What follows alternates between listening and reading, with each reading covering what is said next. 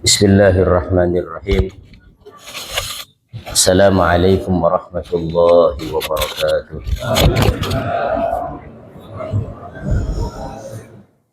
Innal hamdalillah nahmaduhu wa nasta'inuhu wa nastaghfiruh wa na'udzu billahi min shururi anfusina wa sayyiati a'malina.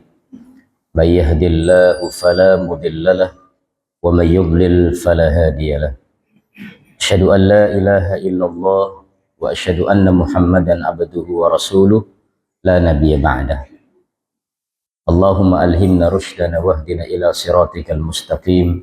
Allahumma rzuqna ilman nafi'a wa qalban khashi'a wa lisanan dzakira wa amalan salihan mutaqabbala ya arhamar rahimin. Hadirin jamaah rahimakumullah.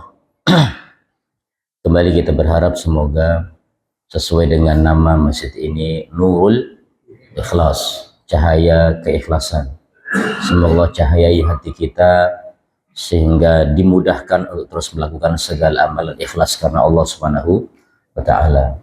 Dan Ramadan kali ini di antara materi yang sangat penting adalah kita diajarkan untuk qiyam sebagai amalan di malam hari dan siam amalan di pagi, siang sampai sore maghrib, imanan wahtisaba. Maknanya adalah semua amalan basicnya adalah iman kepada Allah, tapi jangan lupa harapannya adalah ihtisaban, pahala dari Allah, ridha dari Allah Subhanahu wa taala. Maka mudah-mudahan yang punya ide menamai Masjid Nurul Ikhlas, mulai dari tanahnya, penamaannya, bangunan sampai sekarang programnya sampai hari ini, semoga Allah lipat gandakan pahalanya. Yang sudah wafat termasuk juga dimakmur dan dirahmati Allah di barzahnya. Dan mudah-mudahan semua yang mengurus masjid ini kelak terkumpul di surga Allah Subhanahu wa taala. Hadirin rahimakumullah, materi pagi kita kali ini ada pertanyaan di awal ini. Mohon dijawab dulu. Begini. Ini ada enggak yang demen sama semur jengkol? Oh, ini pagi-pagi naik semur jengkol ini ya. Ada nggak Pak? Ada, tapi kalau orang Jawa nggak semuanya, orang Jawa banyak. Yang lebih umum kalau jengkol ada yang ini pagi-pagi makan jengkol ini. Yang kedua, kalau jengkol tidak, ini barangkali. Ada nggak yang sangat hobi dengan sup kambing? Ini nggak banyak dia, lebih banyak ini. Ini jangan bayangin sup kambing pagi-pagi Mas ini, perlu juga sahur nih. Tapi rahimakumullah gini. Mari kita coba lihat dari kisah tentang antara Kang Budi, sup kambing dan warung pojok. Nah ini pagi-pagi ada warung pojok ini. Jadi kisahnya begini, Kang Budi ini adalah seseorang yang paling hobi sup kambing. Kalau di sini ada Pak Priam Budi ya sana ya, di samping setelah geraha ada warung Mubarak juga. Pokoknya ini Kang Budi ini orang yang sangat senang dengan sup kambing. Dia jagoan lah pokoknya. Setiap ada warung baru buka sup kambing, dia akan cobain. Karena dia pengen yang terenak. Satu kali dia punya teman namanya Pak Eko. Kalau ada Pak Eko mohon maaf pinjam namanya deh. Ini Pak Eko ini.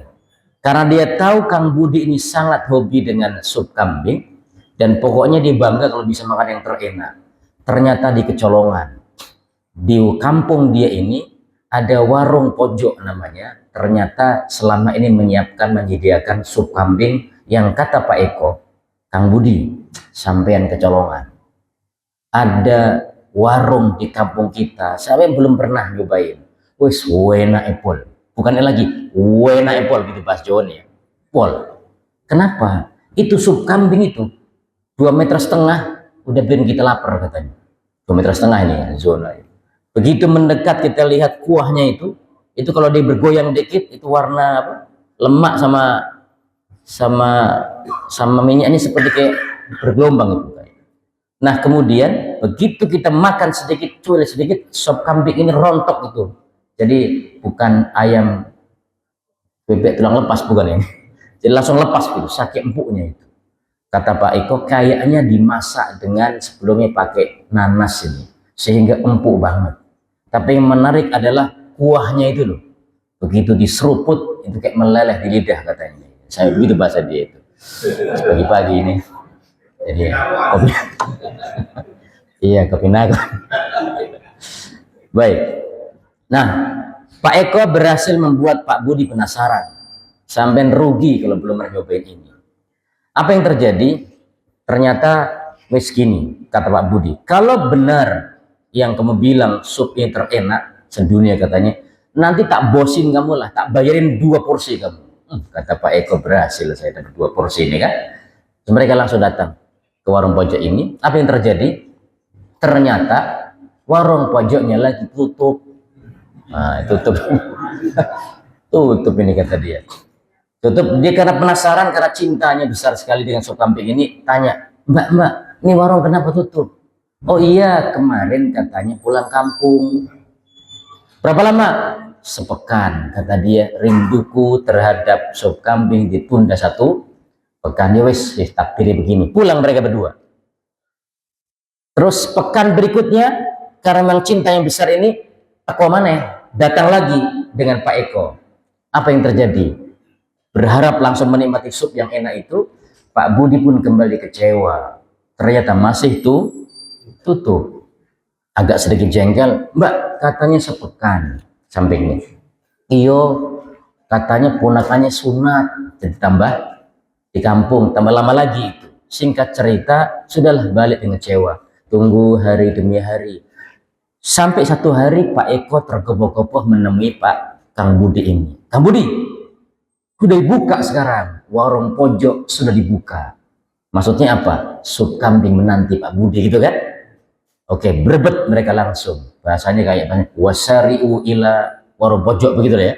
Bersegera sampai warung pojok itu. Begitu benar adanya, 2,5 meter sudah tercium aroma dahsyatnya itu. Langsung pesan 1 buat dia, 1 buat Pak Eko.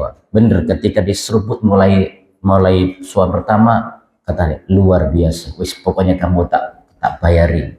Selesai makan, jempol berkali-kali, pokoknya bermacam emosi disebutkan lah. Mbak, kata si ini, bungkus 2. Lu kok 2? Oh, bungkus lagi? Iya, 1 buat keluarga saya, istri saya, 1 buat tetangga saya. Ternyata Kang Budi orang yang soleh. Walaupun dia cinta banget dengan dunia kecil namanya sup kambing, dia nggak melupakan tetangganya. Nah, rahimakumullah, apa sih pelajarannya? Pelajarannya apa? Kenapa Kang Budi begitu diberitahu ada warung pojok buka sup kambing enak, langsung tertarik hatinya. Begitu datangin tutup, balik maning dia. Informasi dibuka pintu warung pojok, langsung kembali. Rahimakumullah, apa pelajarannya? Apa yang menggerakkan Kang Budi ini? Gimana, mohon maaf, apa kira-kira? Sampai dia bayarin Pak Eko, bayarin tetangganya, dan semangat. Kenapa kira-kira? Karena ada cinta di hati Kang Budi. Cinta apa, Pak? Cinta kepada sup kambing. Jadi materi begini adalah sup kambing. Jangan begitu nanti jangan bilang materi sup kambing. Nah, rahimakumullah, betapa cinta itu menggerakkan banyak hal. Nah, ini kan iklannya Kang Eko kepada Kang Budi adalah dibuka pintu warung pojok, gitu kan? Nah, sekarang ini kita masuk di hari keberapa ini? Hari ke-6? 16. Kalau anak-anak kita ditanya, ya tanggal berapa sekarang? 16 nak, asik. 13 hari lagi Lebaran. Itu cah cilik itu begitu. Kalau orang tua, tanggal berapa sekarang? Sudah 16. Kemuliaan sudah lewat 16. Semoga yang terlewat itu Allah terima. Semoga dosaku telah bersih. Rahimakumullah, sejak malam pertama dan buka pertama itu sudah ada peluang pengampunan dosa masa lalu. Kalau kita melewati hari ini biasa saja, ada masalah di hati kita. Peluangnya itu terhapuskan pajak dosa sepanjang usia kok. Kalau kita biasa aja, Ramadan ini biasa aja, ada masalah. Coba orang yang berlumur dosa sebesar apapun, kalau selesai urusan dengan Allah, dengan manusia lain, itu dia bersih, sebersih-bersihnya. Resik banget dia. Karena ghufira lahu ma taqaddama min dzambi. Dan itu hanya ada di Ramadan. Dahsyat luar biasa itu. Sisi lainnya itu ada masih Rasulullah iklan kalau Ramadan itu futihat abwabul jannah. Ini iklannya. Dibuka pintu-pintu surga. Tapi kata di sana, apa iya dibuka pintu surga ya? Oke, oh iya, yes, apa-apa, segitu doang. Coba Pak, tadi malam saya pulang dari Lubang Buaya, sudah agak malam ya, itu semua rame anak muda itu. Ada yang masang, ada petasan di orang pasar Rebo itu. Wah, preng. Ya Allah, ini generasi kita. Ini kondisi kita. Ada juga yang mungkin jam segitu masih juga belum menikmati tarawih, masih biasa saja. Iklan tentang dibuka pintu surga seperti nggak ada pengaruh bagi sebagian orang. Benar kita nggak demikian. Dibuka pintu surga. Ketika Pak Budi mengatakan dibuka pintu warung pojok, iklan ini buat apa? Agar Pak Budi, Kang Budi segera menuju ke warung pojok. Rasul mengatakan futihat abwabul jannah. Selain Ramadan, informasi Rasulullah, pintu surga dibuka 2 kali tiap pekan. Kok gitu ya? Ya kita ini kan kegaiban, nggak bisa kita wahyu dari Rasulullah SAW. Kata Rasulullah, tuftahu abwabul jannati yaumal itsnaini wa yaumal khamis. Dibuka pintu surga itu hari Senin, hari Kamis. Nggak usah protes. Kenapa nggak hari Ahad aja? Kan lagi libur misalnya itu kan. Nggak bisa itu, Senin dan Kamis. Dan betul di hari dibukanya pintu surga itu, informasinya Allah ampuni orang-orang yang tidak musyrik. Diampuni sama Allah di 2 hari itu, dikala dibuka pintu surga, Senin dan Kamis. Tapi Rasul menambahkan, walaupun orang itu sedang tidak musyrik, tapi termasuk laki-laki terus, illa rajulan kana baina wa baina akhihi syahna. Kalau di hari itu, Senin Kamis itu, dia masih berantem, bertengkar, belum berdamai dengan saudaranya, dikatakan yuqalu angdiru lihadaini. Tunda dulu 2 orang ini, jangan kasih dulu bonus pengampunan hatta yastoliha, sampai mereka mau berdamai. Jadi kalau berantem hari Ahad, segera bilang ke temannya, selesai ya, besok nih soalnya. Kalau nggak kita berdamai, nggak kebagian. Terus piye? Selasa berantem lagi, ya jangan begitu, kita pernah. Jadi maksudnya adalah biar terus berlangsung. Nah, rahimakumullah, ini pelajaran kita. Sementara iklan pintu surga itu dibuka futihat abwabul jannah itu kata Rasulullah, atakum Ramadan. Begitu Ramadan sebulan penuh ini nggak pernah ditutup pintu surga itu. Untuk apa sih sesungguhnya? Ya iklan pintu surga dibuka itu ya biar kita punya semangat untuk mendatanginya. Kan gini misalnya, ini ada orang sekarang kan maaf sebentar. Ketika seseorang itu buka open PO sekarang banyak di segitu ya. Biasanya dia ibu-ibu maaf nih. Biasanya puding ibu ini kalau dibikin hari-hari 10.000. 10.000. Biasalah puding mangga dan yang lainnya. Tapi Ramadan kali ini si ibu buka open PO-nya itu pudingnya sama, tapi dikasih topping bermacam-macam, harganya sepertiga, cuman 3.300 doang. 13.000. Tapi ternyata iklan disampaikan, nggak ada yang nyaut, nggak ada yang pesan. Ini salah produknya atau salah orang yang nggak ngerti? Produknya sama, harga lebih murah, bahkan ada topping tambahannya, tapi masih ada yang nggak mau pesan. Ini bisa jadi ada masalah. Yang biasa pesan lagi randu duit gitu kan, nggak ada bekal menuju ke sana. Nah, rahimakumullah, jangan sampai open PO Rasulullah terkait dengan futihat abwabul jannah kita nggak sanggup punya hati untuk mendekati iklan tersebut. Ini harapan kita. Dan mari kita lihat di salah satu pelajaran penting itu adalah terkait dengan pintu-pintu surga. Rasul pernah mengatakan begini, man anfaqa zaujaini fi sabilillah. Zaujain itu jangan diartikan suami istri loh ya. Siapa yang menafkahkan suami istri? Enggak. Man anfaqa zaujaini fi sabilillah, siapa yang menginfakkan di jalan Allah harta yang berpasangan. Harta yang berpasangan. Di hari itu mungkin sepasang kuda, sepasang pedang, sepasang panah, ataupun peralatan perang hari itu. termasuk semua yang berpasangan. Misalnya kita tahu di kampung kita ada peternak kambing yang jago betul, tapi dia kena musibah karena banjir misalnya, semua kambingnya habis. Pernah diinformasikan, sapi pun ikut hanyut misalnya. Nah, orang yang diberi keluangan harta dan infak di jalan Allah demi kebaikan yang Allah ridhoi itu, dan bentuknya berpasangan, sepasang sapi jantan betina, sepasang kambing jantan betina, bahkan ayam.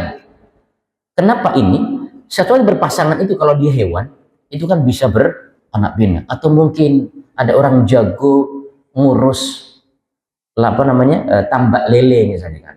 Kan kalau ada induk dua besar-besar gitu, nanti berapa anak itu?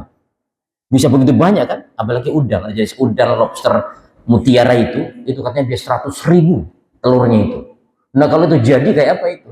Nah kata Rasulullah, siapa yang bisa demikian? Dikatakan nudiya min abwabil jannati.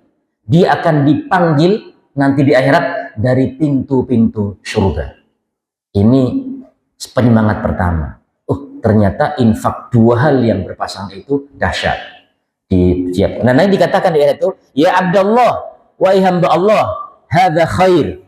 Ini sangat baik, ini hal yang sangat baik. Ini kita katakan. Nah, ketika menyampaikan hadis ini, Rasul menambahkan hadisnya mengatakan, faman kana min ahli sholat. Jika ada hamba Allah yang termasuk ahli sholat, du'iya min babi sholat, akan diundang, diabsen dari pintu sholat. Wa man kana min ahli jihad, kalau dia ini ahli perjuangan, akan dipanggil dari pintu jihad. Maka doakan para pahlawan negeri kita ini mengusir penjajah dulu, itu kan mereka banyak para mujahid.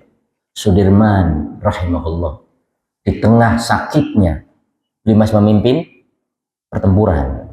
Di Ponegoro beliau pakai jubah putih. Kata orang, ngapain perang kok pakai jubah, porangil keseribet Jawa gitu kan.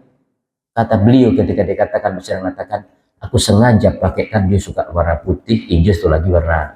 Nah putih kenapa? Ini memberitahu kepada umat, ini perjuangan yang suci. Ini bukan sekedar mengusir orang atau melawan orang, tapi perjuangan yang suci. Mengajarkan itu. Semoga Allah merahmati beliau dan para mungkin kakek nenek kita yang dulu ikut bertempur dalam, semoga mereka masuk surga dari pintu jihad itu. Nah, wa man kana min al-siyam, kalau termasuk ahli puasa, du'iya min babi ar-royan. Kalau yang ahli puasa, dia akan diberi kesempatan masuk dari pintu yang disebut ar-royan. Inna fil jannati abwab atsamaniyata abwab. Di surga kata Rasulullah ada 8 pintu utama. Dan siapa yang ahli puasa, ada pintu namanya ar-royan, la yadkhuluha illa shaimun, yang dimasuki oleh orang yang ahli puasa. Nah, yang keempat beliau mengatakan wa man kana min ahli shadaqah. Siapa yang termasuk ahli sedekah, dia akan diundang dari pintu surga. Yang namanya pintu dari sini bersyukurlah ketika Allah didik hati kita untuk mencintai berbuat baik dengan finansial kita, bersyukurlah Allah mudahkan itu. Tapi ada orang begini, enak dia ya, duitnya banyak. Nah gue bagaimana? Kagak punya duit. Gimana mau sedekah? Rasul pernah dikeluhkan seperti itu oleh para sahabat yang kategori du'afa. Wahai Rasulullah, zahaba ahlud duthur bil ujur. Enak betul yang kaya itu ya. Mereka berlenggang-langgang membawa pahala yang melimpah. Yusalluna kama nusalli. Mereka sholat kemudian kami sholat. Yasumuna kama nasum. Mereka juga puasa ketika puasa, sama ini. Tapi mereka wahai Rasulullah, yatasaddaquna bi fuduli amwalihim, mereka bisa bersedekah dan kelebihan harta yang Allah berikan kepada dia. Nah kami, tapi nggak ada gitu. Nah kami nggak begitu, tapi beliau faham.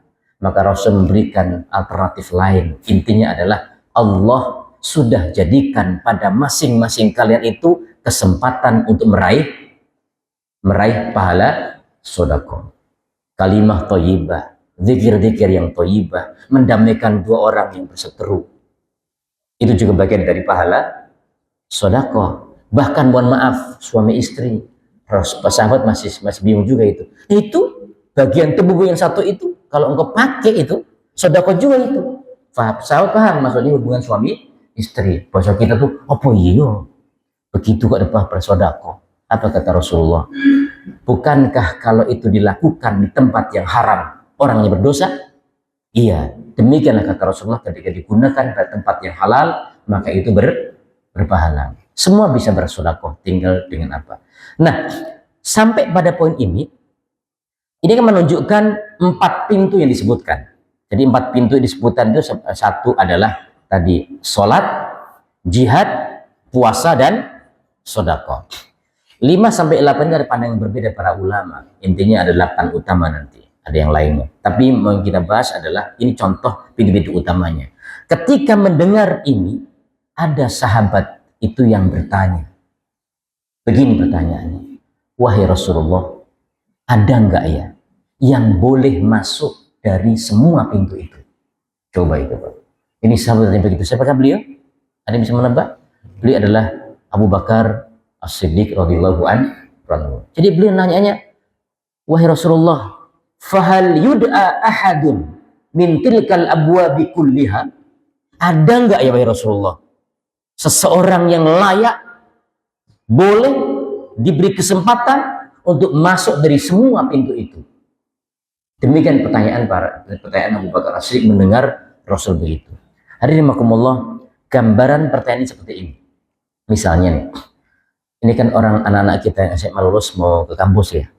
Sebentar lagi pada pendaftaran kan ini mulai. Ada kampus baru dibuka, dia mungkin banyak kelebihannya lah intinya. Ada 3 jalur.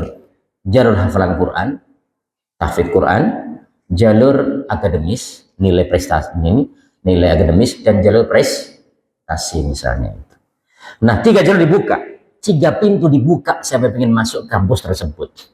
Ada ibu-ibu yang bilang kepada temannya, anakku bisa masuk apa ora yo, kira-kira yo. Kan 3 pintu ini. Hafalannya syaratnya 10 juz ternyata. Nah, anak saya ini, wah ya, juz amal lagi belajar. Tapi kalau juz mangga hobi banget dia sama juz ini, seneng dia. Nggak dapat kan, nggak bisa. Akademis, syaratnya 9,1 misalnya. Nilai anakku cuma 6,5. Nggak bisa ini. Yang satu lagi prestasi kan, prestasi ada nggak Bu? Nah itu dia, badminton sih sering misalnya kan, tapi nggak pernah menang saya itu kan, nggak pernah juara. Futsal sih iya, tapi turnamen nggak pernah menang. Sudah kayak nggak punya harapan. Tapi ibu sebelah sana nanya beda, Pak, kira-kira ada nggak ya yang boleh masuk dari semua jalur itu? Itu pertanyaan ibu yang satu lagi. Kenapa? Dia tetap tawadhu, tapi dia tahu anaknya hafalnya sudah 20 juz, mungkin pula 20 juz lebih dari syaratnya kan. Prestasinya nilai akademis 96,5, masih bisa masuk. Satu lagi prestasinya, ini anak hobi panahan, nggak cuma hobi, turnamen di mana-mana terus dapat medali. Ini boleh nggak masuk sama itu? Bisa. Nah gitu kira-kira. Abu Bakar As-Siddiq bukan pertanyaan kosong. Kalau memahaminya seperti begitu, kira-kira aku boleh nggak ya, bisa nggak ya masuk di semua pintu? Kalau kita mah kadang sudah Bapak masuk lah, oh iya saya mah ke surga, yang penting masuk dah, di pinggir nggak apa-apa, di pinggir dah, kata gitu kan, yang penting di surga, udah seneng Pak ya, mau di pinggir Pak, sudah senang. Tapi dulu ada sahabat begini Pak, engkau akan masuk surga, tapi engkau merangkak sampai ke surga itu. Nangis Pak, nangis sahabat ini. Aku masuk surga tapi merangkak, kayak apa itu?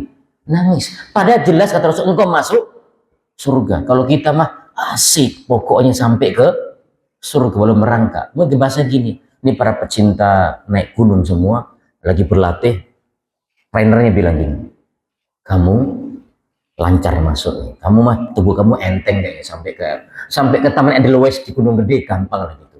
Yang satu, kalau kamu nih kayaknya di trek kesekian mulai merangkak, gak mulai.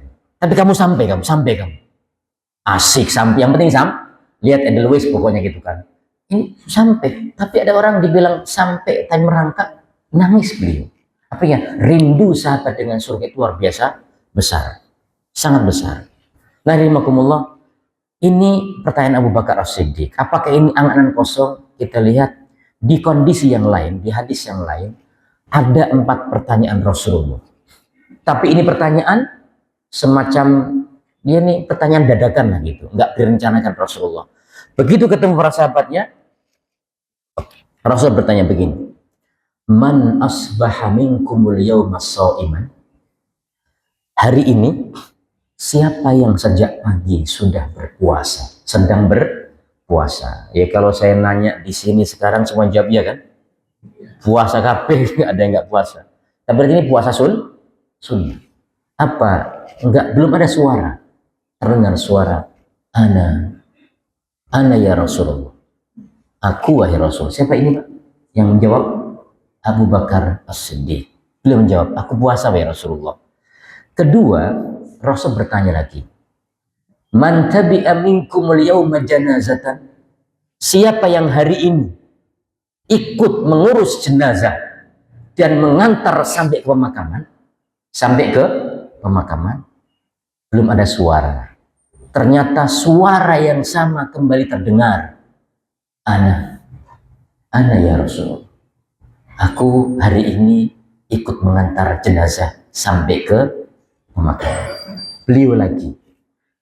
Yang ketiga, beliau bertanya, Man at'ama minkumul yawma miskinan?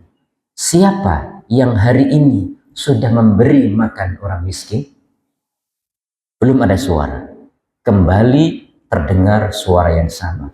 Ana ya Rasulullah. Aku wahai Rasulullah. Aku alhamdulillah sudah beri makan orang miskin. Allahu Akbar. Ini siapa?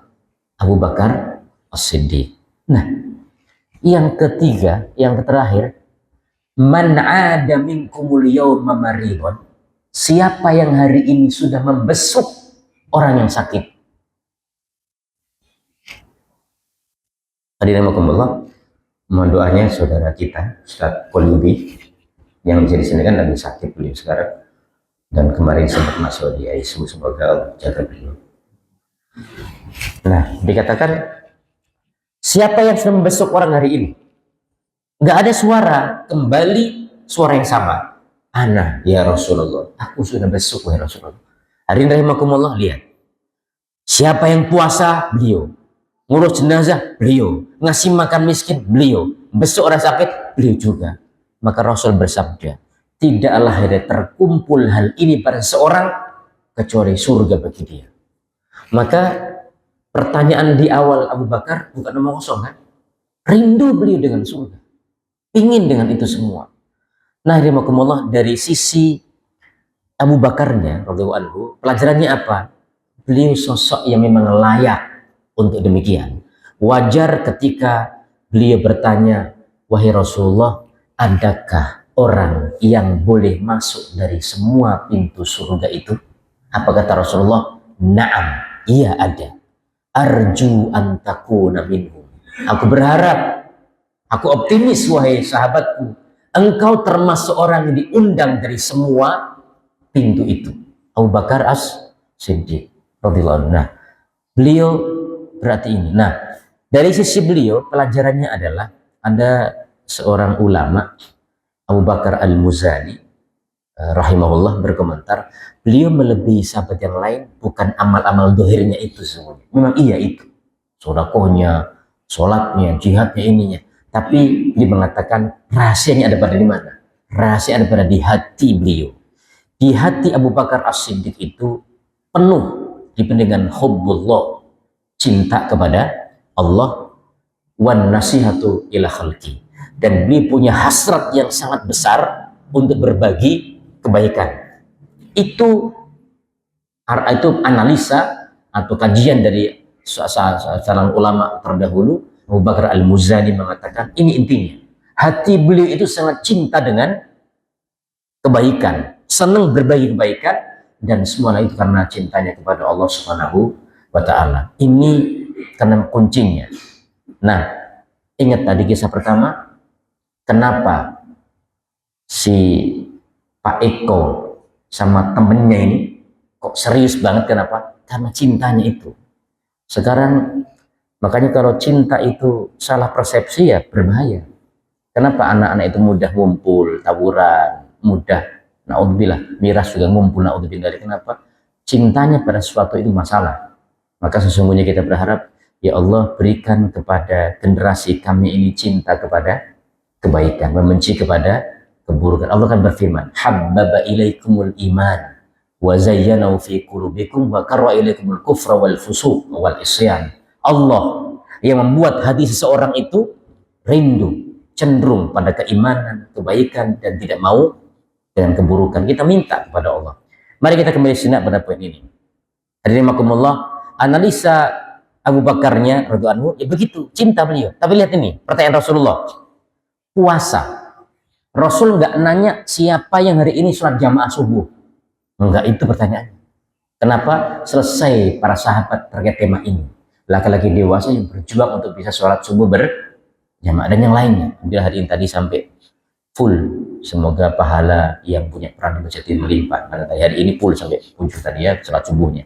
Nah, puasa disebut bukan wajib pula. Lihat, Rasul bertanya tentunya pasti banyak pelajaran. Puasa, jenazah, ngasih makan miskin, membesuk. Puasa itu apa sih dampaknya? Kalau orang berpuasa, rasakan. Tiba-tiba tilawah kita maunya banyak. Semangat berbagi meningkat. Nggak mau menjauh, nggak mau melakukan keburukan. Inginnya bersih. Nah, Abu Bakar demikian pribadinya. Puasa menjadi bagian dari yang beliau andalkan tentunya. Ini satu. Jenazah. Ngurus jenazah, ngantar jenazah, sama hukumnya Pak?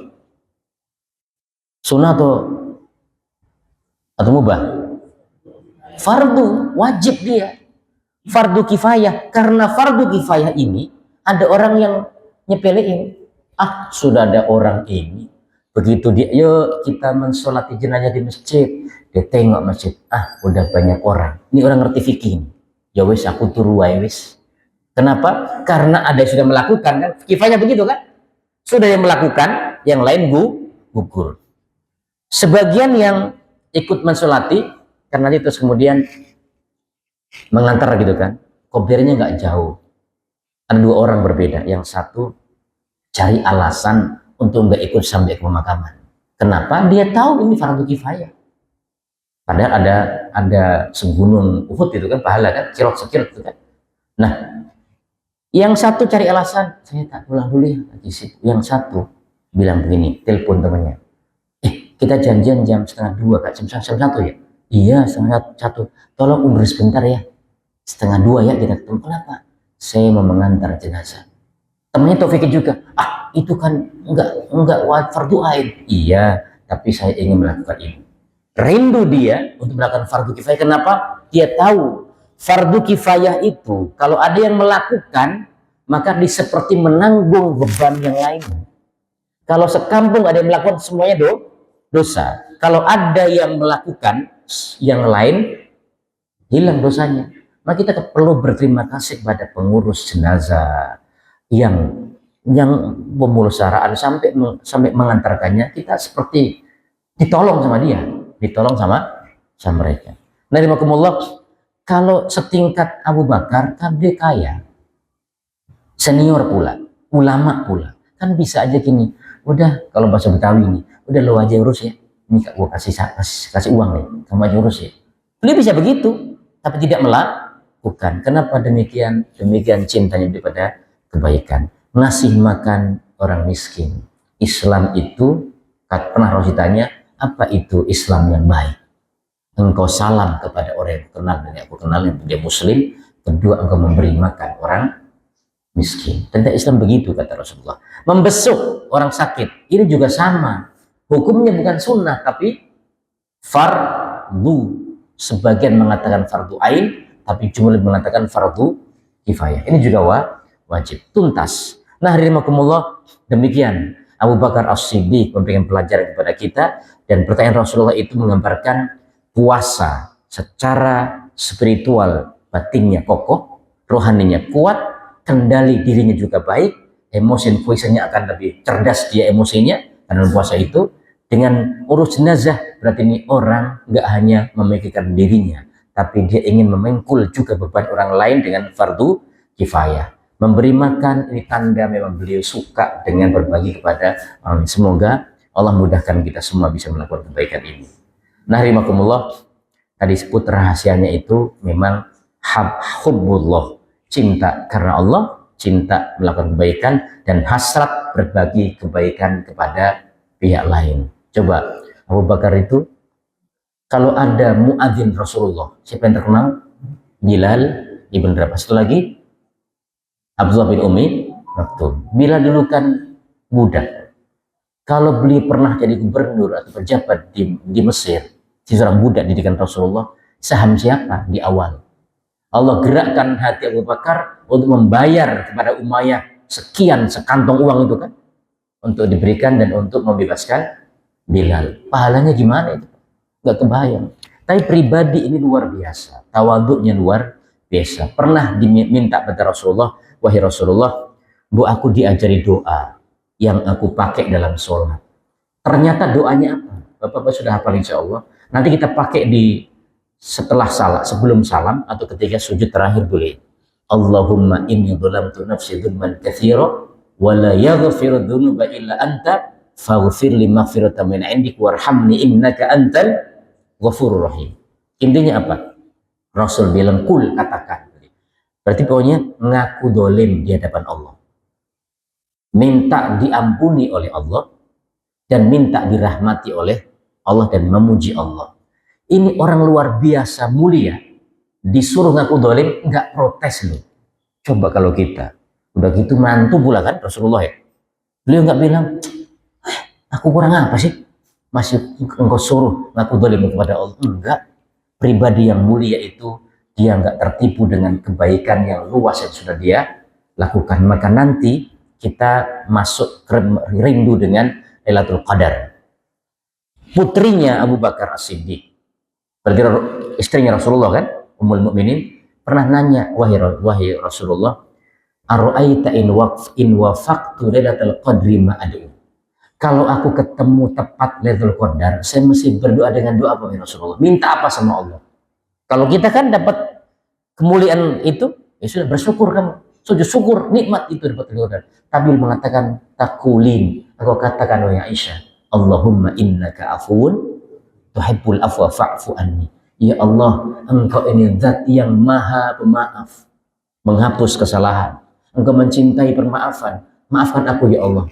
Dapat hal besar sekali pahala, disuruh minta ampun. Pelajarannya apa? Demi Rasul mendidik hati-hati yang sudah sangat mencintai kebaikan, dipoles agar hati ini nggak silau dengan amal kebaikannya, terus meningkat karena dia tetap manusia yang punya kekurangan. Nah, demikian hati pada diri Abu Bakar As-Siddiq dan turun kepada putrinya Aisyah. Semoga kita juga bisa, saya kemarin dapat ilmu dari Pak Jirudi kemarin, waktu ngisi Barul Iman, kita berusaha untuk menciptakan keturunan, dalam tanda kutip ya maksudnya, agar mereka kalaupun di atas kita kurang baik atau kurang maksimal, semoga yang di bawah kita orang-orang yang baik. Turunkan DNA kebaikan kepada generasi kita berikutnya.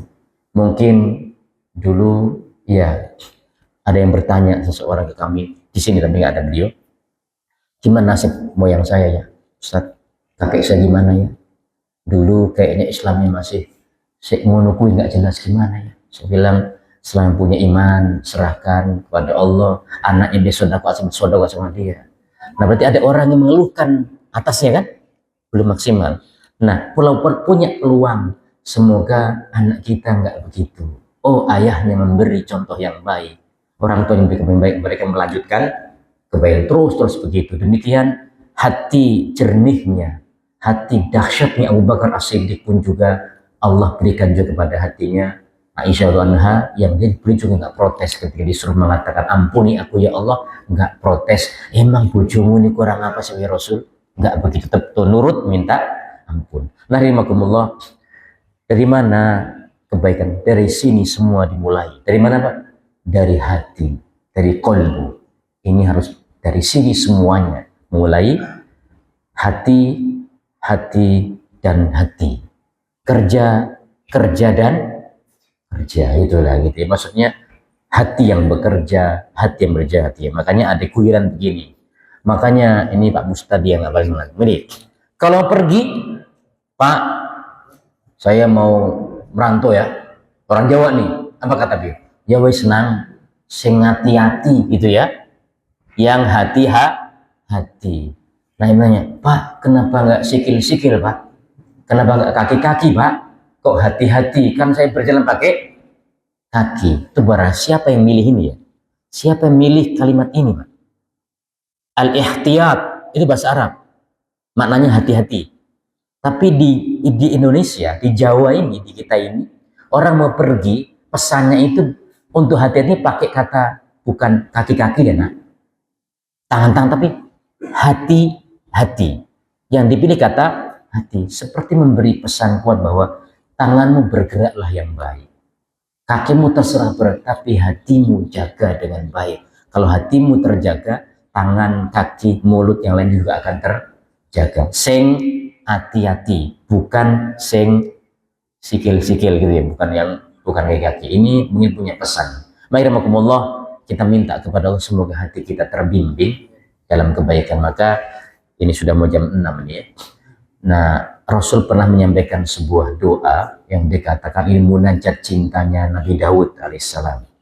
Bunyinya, Allahumma inni as'alu hubbaka wa hubba man yuhibbuka wa hubba amalin yuballighuni hubbak. Ya Allah, aku minta cintamu. Aku minta cintanya orang-orang yang mencintai dirimu. Dan aku minta bisa mencintai amalan sehingga aku sampai kepada peringkat orang yang layak dicintai oleh dirimu. Jadi makumullah, punya teman yang baik itu luar biasa.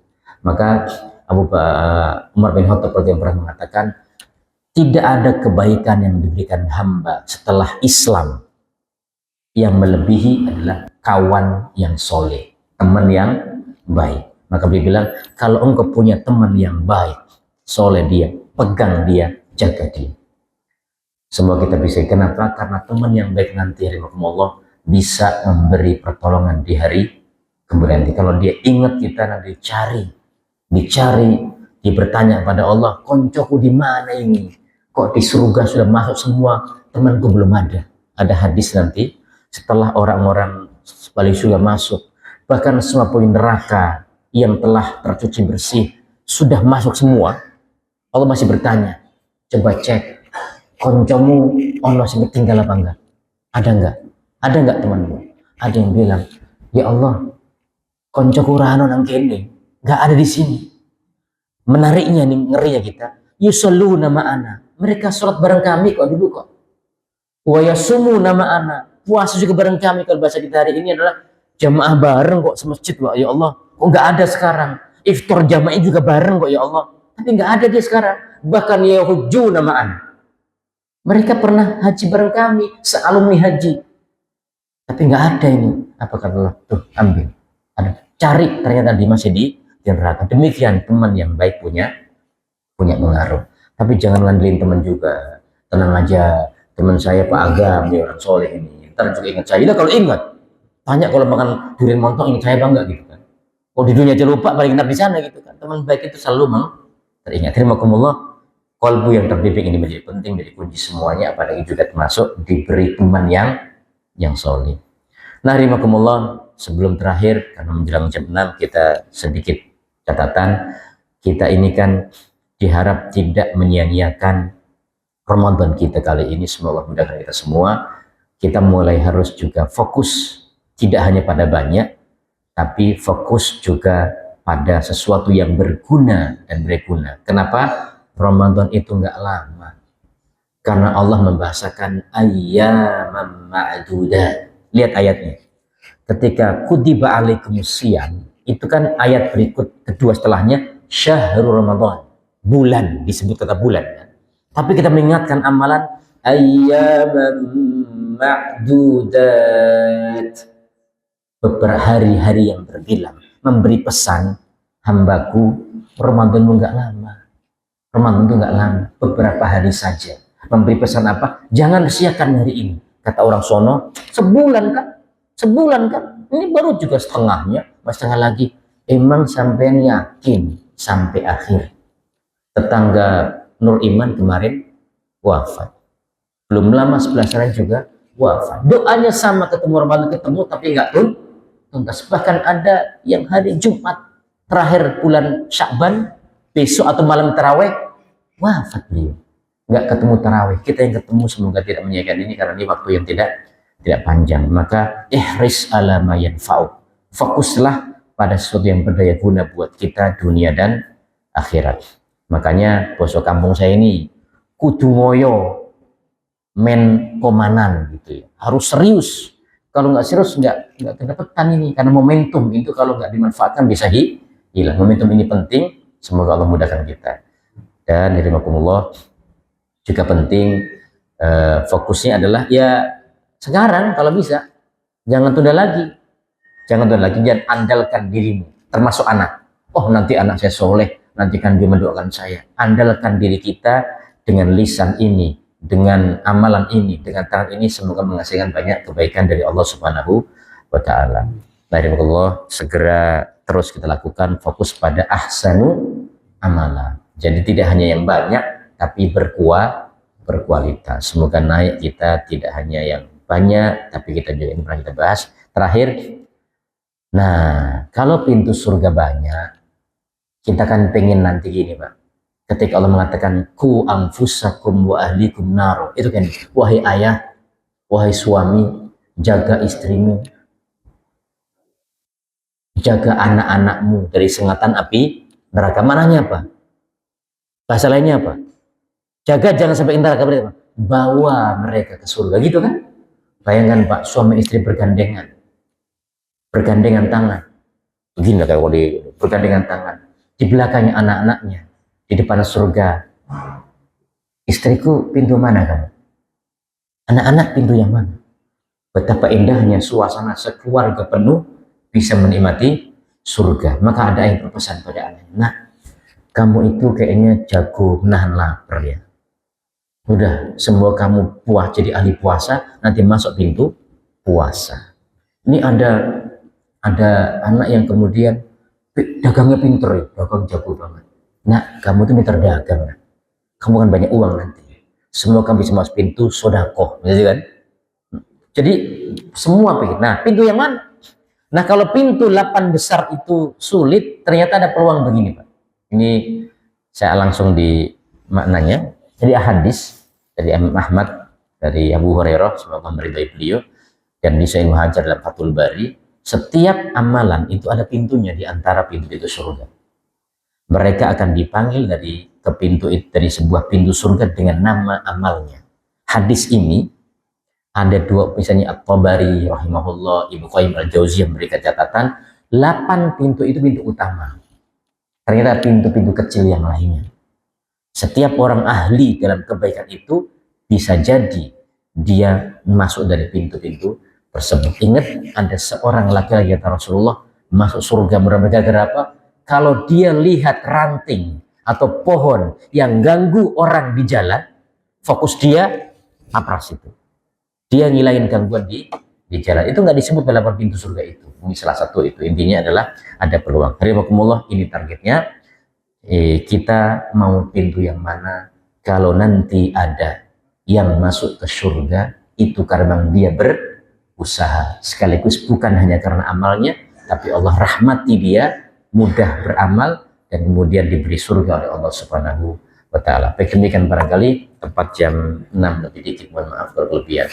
Baik, barangkali jamaah ada yang mau menambahkan atau menyampaikan, atau cukup karena waktu 6 monggo. Jadi kalau ditanya tadi tema kajiannya apa, jangan bilang temanya warung pojok ya.